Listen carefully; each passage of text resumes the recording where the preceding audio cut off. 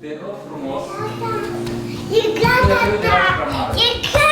haide! Salutare familie!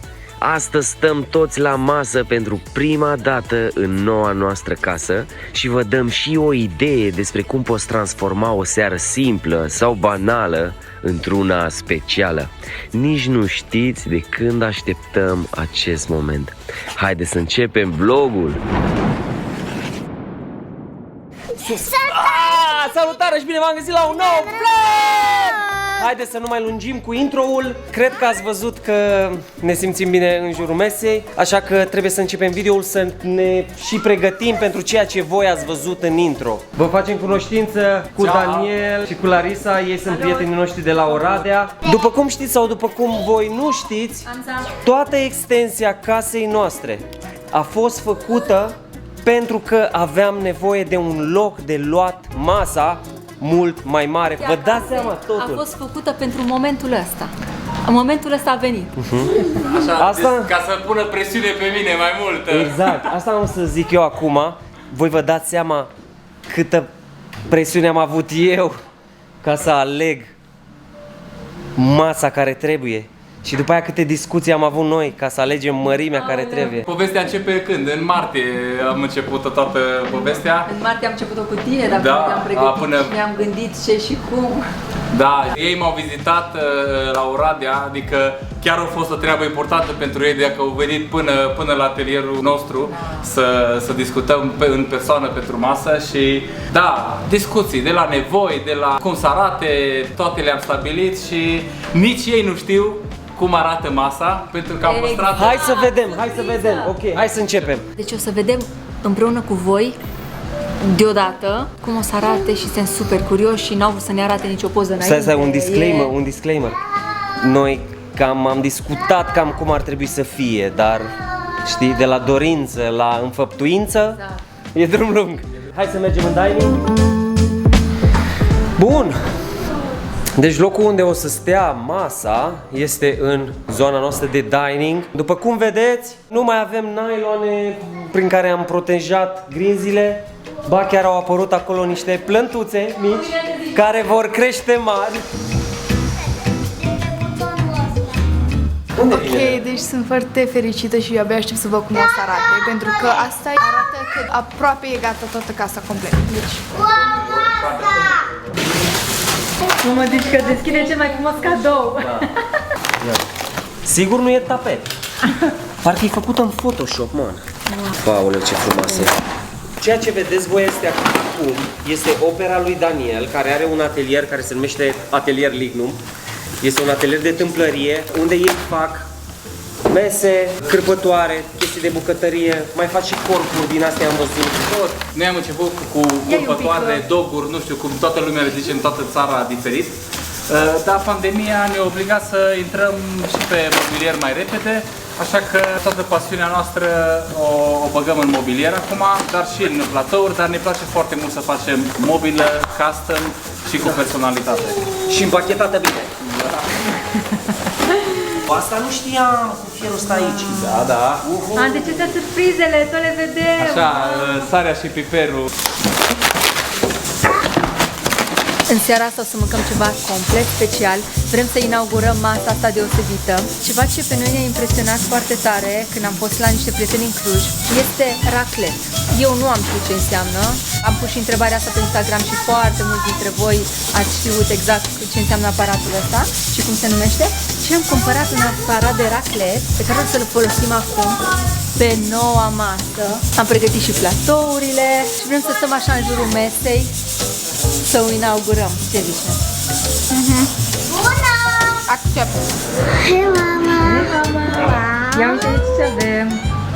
Astăzi o să mâncăm pentru prima dată pe noua noastră masă, care se despachetează dincolo. A sosit Crăciunul, mare bucurie. Deci astea sunt piciorușele. Asta e piciorușul. Piciorușele. Ok. Deci până la Transpirat. urmă câți metri are? Are 2,20 m. De la 3 metri am ajuns la 2,20 dragilor. Wow! Aplaudă! Uite, de exemplu, Super. ăsta desfac eu? Da, desfără, că acolo se vede picioarele. Foarte fain ai lucrat-o. Stejar adevărat, culoarea este extraordinară. O ador. O ador.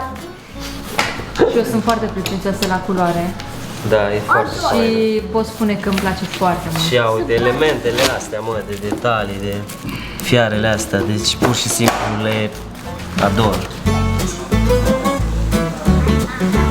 Super fain. Și cam asta a fost. Știți vorba lui Dan Diaconescu în direct? Chemați toți prietenii și toată familia în fața televizorului. Acum urmează momentul senzațional. Senzație! Urmează în câteva secunde. Stai că aici trebuie planificat, strategie. Aoleu, stai. O întoarcem pe cant și o prestă pe cant și după aia o ridicăm ușor așa cu capul.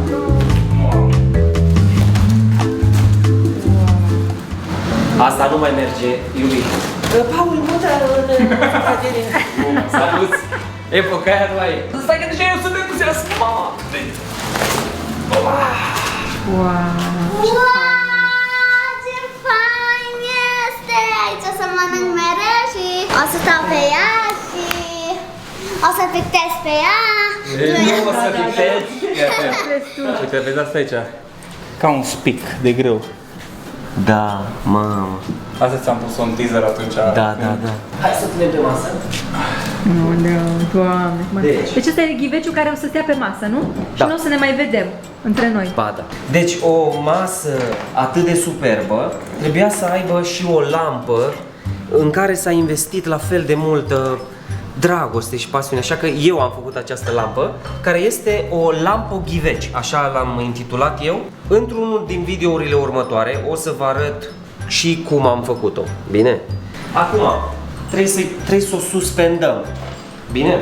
Am așteptat ca să vii tu, ca să vedem cam care este înălțimea la care să punem lampa. Știi? Cât de sus, cât de jos? Hai să vedem, oricum standardul între 70-90. În funcție și lumina care o avem o ai în lampă. Hai să-i dau drumul Începem puțin cu, așa. cu ca 70 să avem de unde urca în cazul în care e nevoie. Hai să vezi numai puțin. Dar tu ce ai făcut acolo? Ai alimentat? Ai băgat fazele în alea. Exact. Ce am făcut eu aici? Acum Șmecherii, Paul, ăsta e... Deci, pe scurt, n-am vrut să am al treilea fir, da? Cu două fire noi trebuie să agățăm lampa și cu al treilea trebuia să alimentăm. Așa că am găsit un fir, o șufă și îl folosesc pe post de fază și pe ăsta pe post de nul. Ai înțeles? Ca să n-am al treilea fir. Sara, This is my invention! ți-ai luat ce trebuie. Ia, hai să-l pornim. Deci eu nu sunt electrician, dar m-am consultat și cu Nea Iosif, prietenul meu care este electrician, cu care am făcut toată instalația electrică și mi-a zis că tot ce am făcut aici este safe. Dar încă am făcut mult mai mult decât trebuia, pentru că pe sus, pe acolo, eu le-am și cositorit. Nu trebuia să cositoresc, dar am avut eu exces de zel. Elisa, în tine am încredere, tu trebuie să vii aici să te uiți la boloboc, da? Da. Uite-te unde este bula, că acum este în plan. Bine. Bine? Vezi unde e bula? Este puțin tăiată de liniuța aia, iar Scarlett, tu vei măsura. Și Larisa va trebui să stea la masă, să vadă dacă lumina o deranjează, iar Sara va filma. Bine? Trebuie la 5. Atât de jos? Cât e acum? La cât e? E la 4. 5. Bine, eu o să mă cred că 75 e ok, că de la 70 trebuie să înceapă. Acum... Păi stați mai puțin că vă zic eu. Deci acum e super. E super. E super. Doar dacă mă bag așa îmi vine lumina. Pentru că nici Altfel nu. Nu, este perfect. 74. Mă pic să nu răsturnăm. Să-l bagi pe Bine, că dacă ți-ai pus pe umăr e ok. Gata. Acum, data viitoare, când poate o să fac eu vlog, o să dau eu comandă la meșterul Mateș. Tu ești genial, Tu ești meșterul să faci Dar eu asta. zic că dacă ai face tu asta...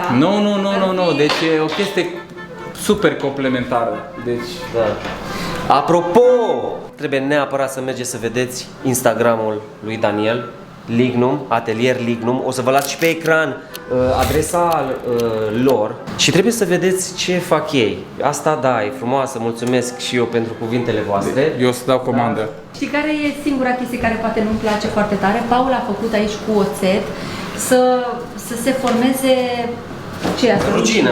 Patina aia. Miroase cumva. Dar nu miroase tare, ești tu fițoasă, iubi. Și parcă aș fi renunțat la asta.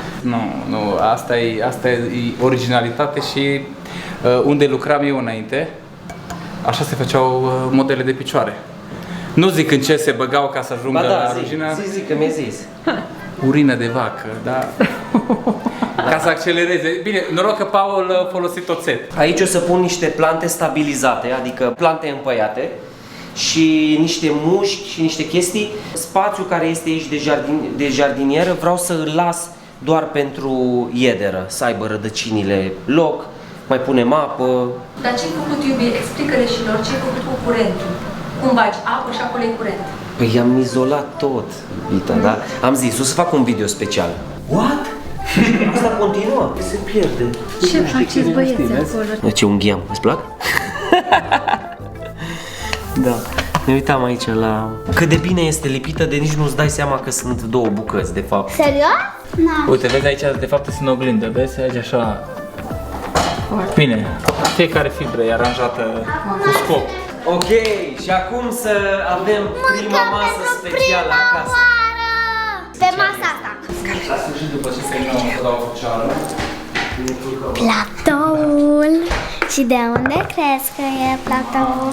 Tot de la ei, ne-au făcut cadou. Ce bine arată. Ne-au făcut cadou bunicul, deci este super. Și platoul, ei au foarte multe telere sau funduri, depinde cum se spune. Teller.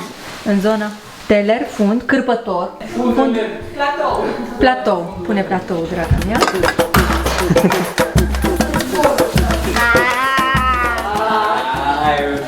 Îți place? Îl băgăm la cuptor și lăsăm pe sofia. Fac ou. Puteam să sărbătorim masa acasă. Împreună, decât așa. Altfel decât masa. Vă mulțumim că v-ați uitat până la final. Daniel, îți mulțumim și ție pentru toată pasiunea pe care ați pus-o când ați făcut această masă pentru noi și să știți că o să adune mulți oameni în jurul ei și va crea multe momente faine. Iar voi nu uitați de Instagramul Atelier Lignum și Instagramurile noastre și ne revedem curând la un nou vlog. Pa, pa!